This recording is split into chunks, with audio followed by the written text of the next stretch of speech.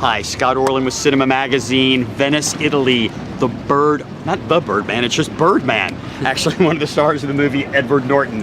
I just have to tell you, what a phenomenal performance. Thank you. To see this. But is it interesting for an actor to play an actor? Yes, it was fun. It was really fun. It's just sort of it's like sending up your own tribe, you know what I mean? And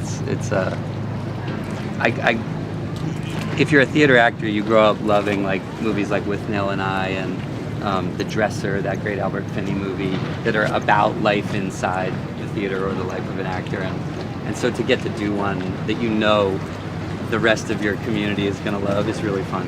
But I love the line too that you have in there about that your life outside of the stage is just kind of like discombobulated, but the minute you set foot there, everything's real. Yeah. How true is that even on a set? Is there something? It's not for me, but it's not for me, but I do know those people who live more.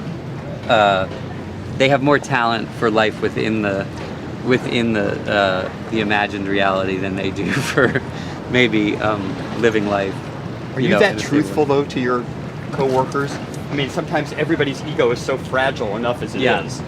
I think that Shiner's funny because he's an anarchist in some ways. He wants to explode things, and at first it seems like it's just selfish. What I like about the way these guys wrote this script is that the more you get to know him, the more you see that there is indeed there's some philosophy that underpins the way he approaches things, and it's actually pretty artistically sophisticated. He's got a worldview, and in a way, the things he says to Michael's character are very true. You know, which are that the work matters more than what people think about it at every given moment. And I think it's a really funny film because it sort of sticks a fork in everybody, but then it's also very compassionate and sort of you see different sides to each of these characters. So my character's kind of an ass in the beginning. He is an ass, but a very funny one. But a very funny one. But then as you roll along, you see more colors in him, and I think he starts to sort of become slightly more appealing. And when you see this movie too, one of the most fascinating aspects of it is the camera work on which Alejandro kind of sets his actors. That it's just this fluidity that kind of goes through. You don't know when one thing, if there's a cut even that's happening. Right. How interesting was that for you as an actor? Because it's almost like you were doing theater. You got to continue on with the performance. Yeah.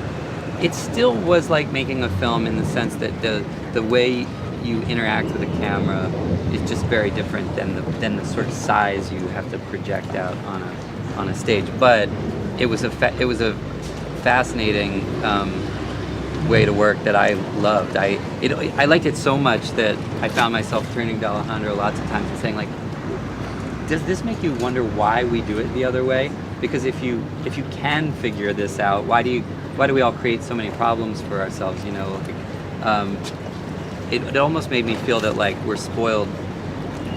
We create all these choices for ourselves, and that we think that's good, but it actually creates more work. And that if you just do the work and figure out how to do it all in one, then it's kind of beautiful. But I also think it has a really strange effect of creating a dreamlike quality. I think we've all watched lots of movies where people try to represent how a dream feels, with cinema techniques or whatever.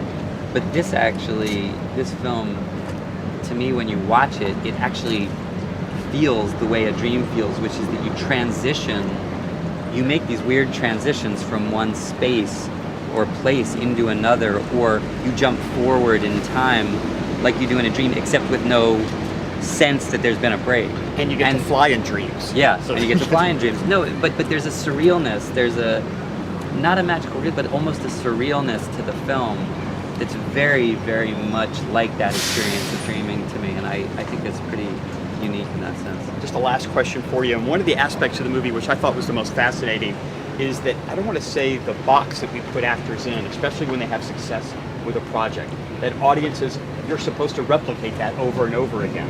And as an actor, you want to be creative and kind of do different things. And the movie examines that in a very interesting way. Yeah, I think that the tug of war between sort of art and commerce is not a new one. It's not unique to our modern Hollywood sort of dynamic. I think we're sitting here in Venice, and literally, like, I'm sure that all the way back to the era of, like, you know, the Medicis and the great, like, sort of patrons of the arts. I'm sure they had these conversations, you know, like, I'm sure Da Vinci sat around and went, should I take that check, you know, and do this? Does it? I don't think they had boats of paparazzi though. No, they probably didn't. But I think that I think actors actually, in a lot of ways, are lucky because we can we can move between these spaces and these worlds, and you can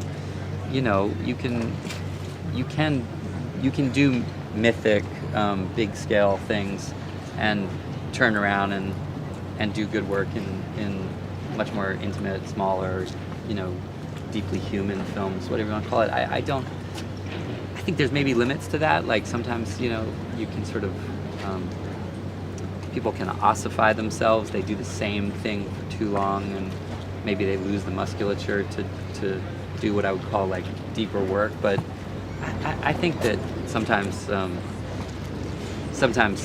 actors have the best side of it. You know what I mean? I think it's harder for studio executives. You know, they've got more pressure on them to generate, you know, returns, all that stuff. We get to play in all these different sandboxes, and it's pretty fun. Well, I have to disagree with you. It wasn't good work. It was great work. Oh, when you see this movie, this performance you give is absolutely outstanding. That's I wish you the best of luck with it. I appreciate it. I do think, like, Alejandro Iñárritu is one of, for me, in my time in films, he's been in my generation, I think, one of the most consistently, boldly original film artists. And I mean, I got into this business hoping to get to work with guys like that, and to do it with him on one where he and a great cinematographer like Chivo Lubetsky were really pushing the form of the film into new places was really just gratifying and a privilege. I love it. Well, it's a privilege as always to talk to you. Thanks a lot, man. Terrific You're the best. performance.